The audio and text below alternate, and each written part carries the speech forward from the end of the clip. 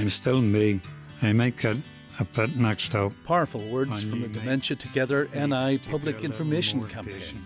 The project aims to help people live well with a dementia diagnosis. That's dealing with dementia together.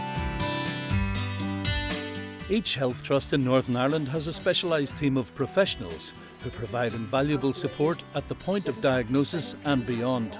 They're called navigators. When developing our service, we wanted to ensure that families and people with dementia felt supported from the point of diagnosis, and we wanted to make sure that that support was continued throughout their journey with dementia. We wanted our service to take more of a holistic approach to care. We wanted to visit people in their own homes where they felt comfortable. It wasn't a clinical assessment. This was about providing support and providing non-intrusive support. For people to make informed choices, they need to be aware of what is available and how to access services.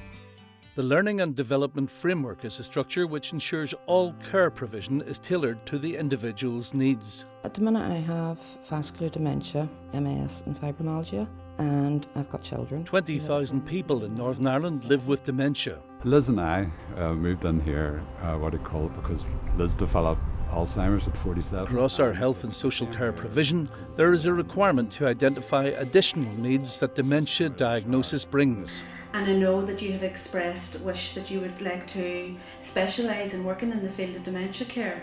Oliver has just completed his nurse training, his mental health nurse training, and he has also been successful in getting a permanent position here in the Gillis Memory Centre. He's very keen to develop his career in the field of dementia care. This framework will help me immensely across all the areas and all the sort of levels of staff that we have at Palmerston. So whether it be from the housekeeping staff to the frontline carers, going through to the seniors as well, and right up to my deputies, because it actually gives us that development where they can actually look at it and see their journey and help map out what extra courses that they can do whilst they travel through the different tiers and through the thematic areas. The framework will set out new guidelines of understanding, taking away the stigmas, and that will mean better patient care in the long run. Now, they're called Dementia Champions, health professionals who've become the first to qualify. Another innovation of the project is the Dementia Champions programme, highlighted recently on UTV. These health professionals are the first in Northern Ireland to have qualified in specialist dementia care. People like Wendy Jackson. She's done it to improve the lives of those she looks after in the Seven Oaks Daycare Centre in Derry. Oh, I love them. They're great. To see somebody getting something out of their life and smile and not being lonely is worthwhile. This really gave a very good understanding of what it's like to have a diagnosis of dementia, just how to care for people in a person-centred way, how to involve families and carers in their care, and how to support people. 20,000 people in Northern Ireland live with dementia. That number could double over the next 30 years. I really enjoy it, and the staff are great, and we can relax yourself, and there are now 300 dementia champions across Northern Ireland, bringing added expertise to care provided to people living with dementia. What they've achieved will soon become industry standard. Gareth Wilkinson, UTV Live, Derry. Dementia Together NI has also funded specialist training where health professionals experience the real impact of dementia on all aspects of a person's life. We obviously received training around dementia anyway, but this gave a realistic view of how our clients could be feeling on a day-to-day basis. The Dementia Companion Service reinforces the ethos of personalised care, complementing clinical intervention. The personal knowledge of the patient helps the companion to engage holistically. Patients would have been admitted to the hospital, and obviously because of the nature of their condition, they always come in obviously terrified, and the nursing staff, good as they were, didn't have the time, they didn't have resources. We can befriend the patients so that we can put them at their ease, and before you know it, you have this wonderful, bond going on. The companion service not only benefits patients, it also helps staff engage effectively and provides reassurance for families while their loved ones are in hospital. Some days she'll just close right down and she'll not have too much to say. She'll be like rambling a wee bit. And these guys can sit and talk to her, and the next thing she's up and you see the eyes brightening up and she's talking away. And they're invaluable. You can see when they come in and see their loved ones sitting talking to someone rather than just being in a confused state all the time. It gives them so much energy, obviously, and you can see it in their faces. They're happy to be left alone with a total stranger, if you like. Another investment of the Dementia Together NI project is the innovative Short Breaks for Carers pilot. After engaging with carers and service providers, a number of short break packages were identified to be trialled. The pilot programme was delivered by Bryson to meet the unmet needs of carers who were living with those affected by a dementia. The impact was significant. It reduced levels of stress, it reduced levels of isolation, and certainly it improved the relationship between the carer and actually the loved one they were caring for. My mum is Greta and she's 85. She has dementia and I've been looking after her for about 12 years. Mum's very reliant on me or someone else being there. I happened to mention about being 60 and maybe being given a birthday present of a trip to Amsterdam for 3 nights, and I thought, can I go, can I not go? So the care manager, she picked up on that and said, you know something, I maybe have something that will help you here. I was able to say, Mum, I'm going away, but there's someone going to be with you for 24 hours a day, and we will meet them before I go.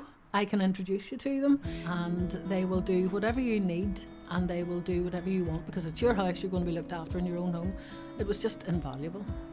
Building up a person-centred relationship was key to getting the trust of the carer and the trust of the client. And very, very important if you're providing a short-term break so that the carer can actually leave their loved one and not be worrying the entire time about what's happening. Delirium is a medical emergency and can affect anyone. However, certain people are more at risk than others. Those at risk include people over 65, people with a dementia diagnosis, people with infections, and people with a fractured femur. People with dementia are 5 times more likely to experience delirium. Meet Frank. It's a medical emergency which, if treated urgently, has less negative impact on the person. Frank is an active, independent gentleman of 71 who is currently living alone. Every morning, Frank's daughter Kate calls in for a coffee and a chat. This morning, however, Frank just isn't himself. What were the delirium signs? 1. Frank's behaviour had changed suddenly. 2. His daughter said it was out of the ordinary. 3. Frank had an infection. The Northern Ireland Delirium Bundle provides resources to ensure there is prompt response to the medical emergency of delirium. Delirium causes a rapid change in the person's behaviour. You may notice that they are confused, agitated, delusional or hallucinating, or tired or withdrawn. If you spot any of these signs and symptoms, or if you suspect delirium, please don't be afraid to tell someone. Together, we can make a delirium difference. In line with best practice for engaging with people with dementia and delirium who may be showing signs of distress, they use distraction therapy tools. So this is a trauma and orthopaedic ward, and most patients are here because they've sustained a fracture. They're aged between 17 right up until elderly, that involve a lot more care input regarding their management of pre-existing conditions. Prior to the changes, patients didn't have the information available to them and staff didn't have any training on delirium awareness or a delirium assessment tool. So having these changes implemented, it has given staff much more confidence in dealing with patients with delirium. It has created more awareness from admission about the risk factors to the family, to the patient and to the staff.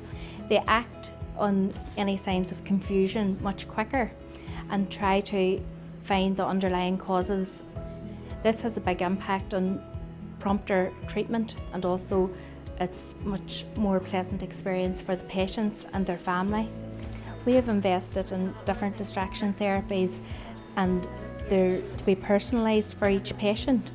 and we get consent from family members and from the patients that they can use them. We have things like pet dogs, we have books with nice photos and games and balls of different textures and things like fidget blankets. These are used for specific patients and they are a distraction to what's going on in that patient's background. Another way of addressing behaviours that negatively impact on our ability to provide care is the CLEAR model. A person living with dementia can often present with behaviours that we find difficult to understand. But a person living with dementia is no different than you or I. But sometimes their communication isn't as effective as our communication is. And what we see is that behaviour is a form of communication. So what we've done within the Northern Health and Social Care Trust is develop Clear Dementia Care. And Clear Dementia Care looks at the whole person with dementia to try to understand what need that person's trying to communicate with their behaviour.